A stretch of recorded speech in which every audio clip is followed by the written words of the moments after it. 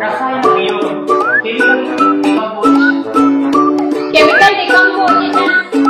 A substance decomposed into two or more components. ఒక పదార్థం రెండు లేదా అంతకన్నా ఎక్కువ అణు ఘటకాలుగా విడిపోతుంది. దీనినే రసాయన వియోగం అంటారు. ఇప్పుడు lead nitrate ని వేడి చేద్దాం.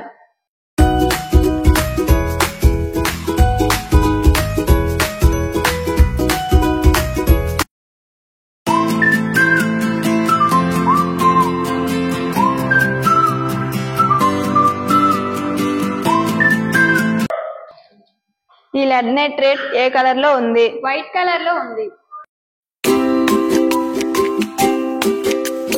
That is from gas release అవుతుంది.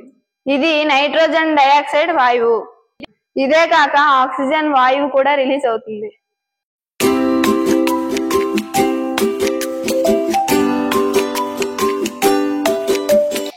ఇది బాగా మండుతుంది కదా, అంటే ఆక్సిజన్ వాయువు కూడా వస్తుంది.